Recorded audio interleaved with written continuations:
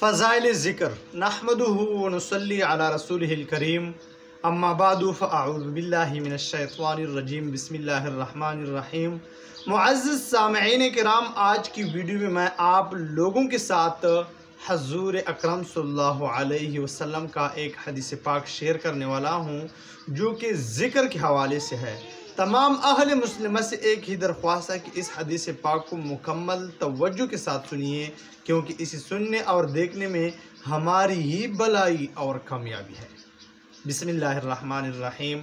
हज़ूर अक़दस सल्लल्लाहु अलैहि वसल्लम का इरशाद है कि जो शख्स वज़ू करे और अच्छी तरह करे, यानी सुन्नतों और आदाब के साथ पूरी रियायत के साथ करे और फिर ये दुआ पढ़ ले, अशहदु अल्ला इलाहा इल्लल्लाहु वहदहु ला शरीका लहु व अशहदु अन्ना मुहम्मदन अब्दुहु व रसूलुहु, उसके लिए जन्नत के 8 दरवाजे खुल जाते हैं।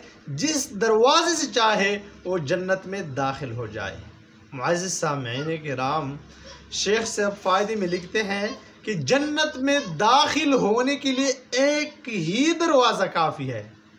जन्नत में दाखिल होने के लिए सिर्फ़ और सिर्फ एक ही दरवाज़ा आदमी के लिए, शख्स के लिए काफ़ी होता है, लेकिन फिर 8 का खुल जाना ये गायत व एज़्ज़ाज़ व इकराम के तौर पर है, यानी इज़्ज़त, एज़ाज़ व इकराम के तौर पर उसके लिए 8 दरवाज़े खुल जाते हैं। जन्नत के 8 दरवाज़े खुल जाते हैं, कोई कम बात नहीं है। जन्नत की एक दरवाज़ा अगर खुल जाए बंदे के लिए तो ये बहुत काफ़ी है आदमी के लिए, और जब 8 दरवाज़े खुलते हैं, अल्लाह जल्ल शानुहु हर मुसलमान के लिए जन्नत के 8 दरवाज़े खोलें। एक और हदीस में वारिद हुआ है कि जो शख्स इस हाल में मरे कि अल्लाह जल्ल शानुहु के साथ शिरक न करता हो और